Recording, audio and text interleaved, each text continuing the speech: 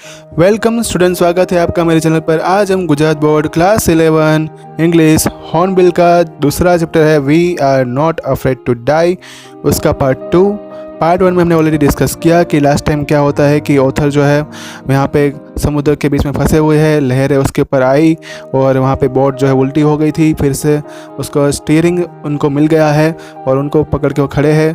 पानी नीचे भर गया था, लेकिन ऑथर यहाँ पे इतनी हिम्मत नहीं जुटा पाए कि वो नीचे जा सके। और उसके बाद आगे क्या होता है, चलो स्टार्ट करते हैं। और अचानक से वहाँ पे अब डेक के आगे का जो है वो ढक्कन जो है वो खुल जाता है। ढक्कन जब खुला तो उसमें से मेरी बाहर आई और वो बोली, मतलब चिल्लाई, हम डूब रहे हैं यहाँ पे। और ढक्कन भी जो है वो सभी टूट चुके हैं और यहाँ पे पानी भर गया है। मैंने उनको बोला कि जल्दी से ये एंगल पकड़ के रखो, और मैं फिर हैच की ओर जो है वो जल्दी से चिल्ला के भाग पड़ा। लैरी और हब जो थे वो दोनों यहाँ पे एक मैडमैन मतलब पागल बन चुके थे और वहाँ पे पानी जो थे उस बोट में से निकाल रहे थे। टिम्बर अब वहाँ पे जो टूट गए थे वो ऐसे ही लटक रहे थे। और जो ये अपनी नाव जो थी वो यहाँ पे राइट साइड से पूरी क्या हो गई थी, अंदर पिचक चुकी थी। और दूसरा कि यहाँ पे कपड़े, क्रॉकरीज, चार डब्बे, खिलौने, सब कुछ वहाँ पे जो है गहरे पानी में ऊपर दिखाई दे रहे थे। मैं थोड़ा वहाँ पे इंतज़ार करके, थोड़ा कुछ तैर कर, थोड़ा कुछ वहाँ पे रेंगते हुए बच्चों की कैबिन में पहुँचा। मैंने उनको पूछा कि क्या तुम लोग ठीक हो? तो ऊपर की बंक से वहाँ पे आवाज़ आया, हाँ लेकिन मेरे सर पे यहाँ पे चोट लगी हुई है। उसने यहाँ पे जो इशारा करते हुए, जो आँख में जो सूजन हो चुकी थी बड़ी, उसके ऊपर इशारा करते हुए शू ने, मतलब जो उसकी जो मेरी बेटी थी यहाँ पे, उसने मुझे बताया। मेरे पास जो वो गहरी चोट जो सर में लगी हुई थी उसके बारे में सोचने का कोई टाइम वहाँ पे नहीं था। उसके बाद मैं एक हथौड़ा, एक स्क्रू और एक कैनवास लेके बड़ी मेहनत करने के बाद वापस डेक पे आया। हम वहाँ पे जो पानी अंदर आ रहा था बाहर से, उसको बाहर निकाल रहे थे। और वो वहाँ पे ऊपर का एरिया जो है वो टूट चुका था। हर तरह से जो पानी अंदर आ रहा था, अगर इस टाइम पे मैंने कुछ मरम्मत नहीं की होगी तो हम ज़रूर यहाँ पे अब डूब जाएंगे। फिर मैंने कैसे भी मैनेज करके सुराखों पे जो वहाँ पे कैनवास जो है उसको बांध दिया, लेकिन वहाँ पे जो गैप जो थे उसके अंदर होल्स जो बन गए थे, वहाँ से थोड़ा पानी जो है वो अंदर आता रहा। कैनवास से बांधने के बाद मैंने उसे वाटरप्रूफ हैच कवर से उसको एकदम टाइट कर दिया। जो पानी उसमें आ रहा था वो उसमें से थोड़ा पानी साइड से मुड़ के दूसरी ओर बहने लगा। और ज़्यादा प्रॉब्लम तब यहाँ पे दिखाई दे रही थी जब केबिन के आसपास तैरते हुए मलबे से उसमें हेडपम्प जो था वो जाम हो चुका था। इलेक्ट्रिक पंप वहाँ पे शॉर्ट सर्किट हो चुका था। पानी का लेवल भी एकदम खतरनाक ढंग से वहाँ पे बढ़ रहा था। मैं वहाँ पे डेक में आया और मैंने देखा कि जो पानी निकालने के जो दो अलग हमने यहाँ पे पंप रखे थे, वो मैंने देखा तो वो पानी वहाँ से वो बहकर समुद्र में डूब चुके थे। ये यहाँ पे पंप जो था पानी निकालने के, उसके साथ साथ वहाँ पे दूसरा फोर स्टे सेल्स, ये जीप, टिकोना बाग, फिर डिंगी और दूसरे जो मेन एंकर जो थे, ये भी सब कुछ वहाँ पे पानी में जा चुका था, मतलब डूब चुका था। तब मुझे याद आया कि चार्ट रूम फ्लोर में एक एक्स्ट्रा पंप जो है वो वहाँ पे पड़ा हुआ था।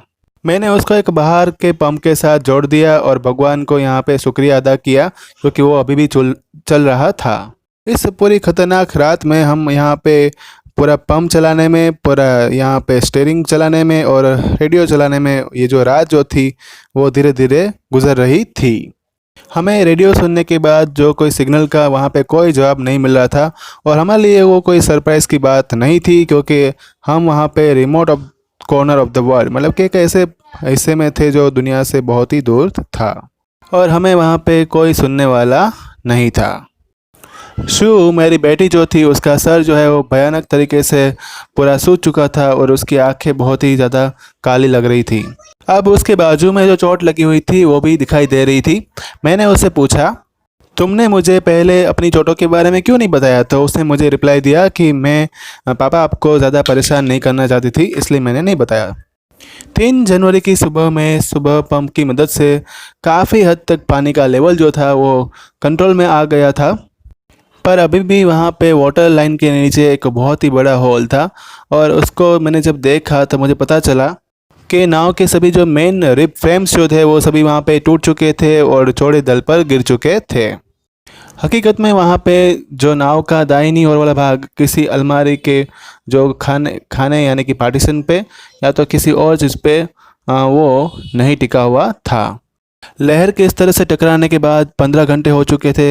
स्टिल अभी भी हम यहाँ पे बचे हुए थे, लेकिन हमें नहीं लग रहा था कि हमारी बोट वेव वॉकर शायद ही ऑस्ट्रेलिया पहुँच जाएगी।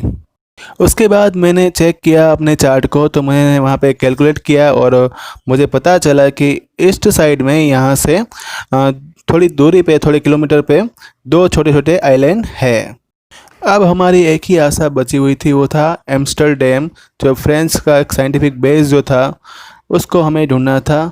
और ऐसे एक छोटा सा एक सुई की जो होल होता है जैसे छोटा सा, उतने पिन जितना एक छोटा सा आइलैंड हमें ये बहुत ही बड़े समुद्र में ढूंढना था। और जब तक ये तूफान बंद नहीं हो जाता, समुद्र यहाँ पे शांत नहीं हो जाता, और तब तक हमें अपना जो यहाँ पे सैलाब है, मतलब कि यहाँ पे कोई भी चांस नज़र नहीं आ रहा था कि हम उसको खोल के वो आइलैंड तक पहुँच जाए। ये जो बहुत बड़ी लहर जो आई थी उसने हमारा साथ में एक दूसरा इंजन रहता है बोट का, जैसे कि उसको ऑक्सिलरी इंजन बोलते हैं, उसको भी उसने ख़राब कर दिया था। अब 4 जनवरी को लगातार 36 घंटे कंटिन्यूसली पानी का पंपिंग करके उसको बाहर निकलने के बाद अब थोड़े सेंटीमीटर तक पानी का लेवल जो है बचा हुआ था, मतलब कि अब इतना पानी बाहर निकलना बाकी रह गया था। अब हमें उतना ही पानी निकालना था जितना वो पानी अंदर आ रहा था। हम वहाँ पे मेन मस्ट पर कोई भी टाइप की सेलिंग वहाँ पे नहीं कर सकते थे। हम वहाँ पे मेन पोल पे भी कोई टाइप का कपड़ा नहीं लगा सकते थे। अगर ऐसा हम करते हैं वहाँ पे, तो वहाँ पे प्रेशर से, दबाव से ये जो नाव ऑलरेडी टूट चुकी थी उसके वहाँ पे 2 टुकड़े हो सकते थे। और इसलिए मैंने वहाँ पे जो एक स्टॉर्म जी, मतलब तिकोना जो बागबा रहता है, उसको वहाँ पे होस्टिंग कर दिया और उस दिशा में हम लोग वहाँ से चल दिए जहाँ पे मैं सोच रहा था कि वो 2 आइलैंड हमें मिल सकते हैं। मैरी को वहाँ पे जब उसने सर्च किया तो वहाँ पे उसको कुछ खाने के लिए थोड़े बिस्किट मिल गए और हमने वहाँ पे 2 दिन के बाद वहाँ पे पहली बार खाना खाया। लेकिन ये जो यहाँ पे ये आराम जो नज़र आया वो थोड़े समय तक का ही था। 4 बजे शाम के बहुत ही एक काला बादल जो था वो हमारी ओर पीछे से बढ़ रहा था और वहाँ पे तब हवा की स्पीड जो है वो 40 नॉटिकल माइल की हो चुकी थी और वो बढ़ती जा रही थी। पानी का वाटर लेवल भी जैसे ऊपर हो रहा था और वेदर की कंडीशन भी वहाँ पे बिगड़ रही थी। 5 जनवरी की सुबह तो और ज़्यादा कंडीशन जो है वो निराशाजनक हो गई।